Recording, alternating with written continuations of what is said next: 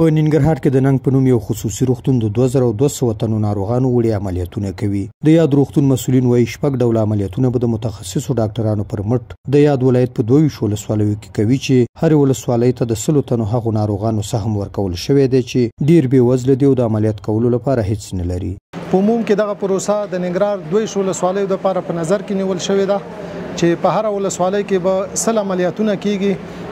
دغه 100 عملیاتونه چې کوم دي دا په شپږو تخصصي برخو کې کیږي چې د هغې جملې نه د سترګو د ناروغیو برخه ده، د هډوکو د ناروغیو برخه ده، عمومي جراحي ده، عصبي جراحي ده، نسایي ولادي ده. د دې شروع چې څنګه مخکې مو خبرو کې ذکر نازیان نامه کړې ده. جمله 2200 عملیات دي چې د هر ولسوالۍ لپاره 100 عملیاتونه ځانګړي شوي دي. یو شمېر ناروغان چې تازه په یاد روغتون کې عملیاتونه شوي وای خو وخت چې له درنو لګښتونو خلاص شوي او په وړیا ډول عملیاتونه کیږي. دا پښه کې مراړو سرکاري راته ویس دا 4-5 کال کې و کنه موږ نشو ترسته دا ډیر وخت کې بستوري د ولادت خراب دي یوه روپۍ درک نه لګي غټي وټي نشته دی او په دغه پروګرام کې موږ راو ډیر تر خوشاله الله د خو سره او الله دوی ژوند کې برکت واچي او د نورو روغتونونو باندې هم غږ ده چې د خوار ولس سره دغسې ډېرې همکارۍ وکړه.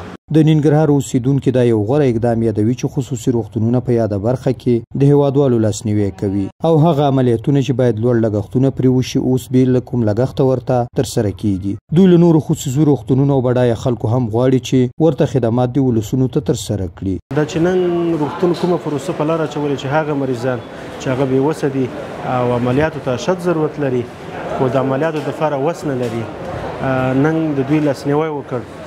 دا واقعیت چې دی لوی افتکار دی لوی نوښت دی او واقعیت ننګ روغتون چې دی ننګ وکړ. د هیواد پر نورو شخصي روغتونونو او هسپتالونو باندې هم غږ دی چې د خپلو ګرانو هیوادوالو دپاره دغه شکل باندې وړیا عملیاتونه به یې دوی اعلان کړه. همداشان د هیواد په ټولو شتمنو مې غږ دی چې د دغه هسپتال چې کوم مسؤلون دي دوی ته د دوا په برخه کې لاس ورکړي. بل لور ته د ننګرهار ولایتي مسؤلینو د عملیاتونو د پیل په مراسمو کې وویل په هره برخه کې باید هیوادوال یو بل ته لاس ورکړي او د نورو په تمه دې نه کیني ځکه په ټولو برخو کې مسلکي خلک لرو چې کولی شي د ولسونو د اوږو بار کم او له ناهیلیو وژغوري.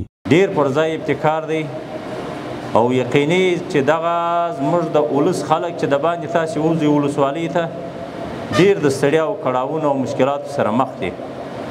نو الله پاک چې ستاسې څخه راضي شي چې دا خدمات تر ولسوالیو رسول کیږي او موږ تاسې به پر خارجي موسساتو باندې به تکیه نه کوو چې خپله لاس سره ور نه کوو او خپله دې ته ونه درېږو.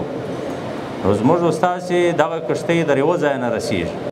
نن روغتون په داسې وخت کې د ننګرهار په 22 ولسوالیو کې د 2200 وړیا عملیاتونو لړۍ پیل کوي چې په ګڼو ولسوالیو کې خلک له اقتصادي ستونزو سره لاس او ګریوان دي او د ناروغانو د درملنې وس نه لري. سهار ګل احساس، امید راډیو، ننګرهار.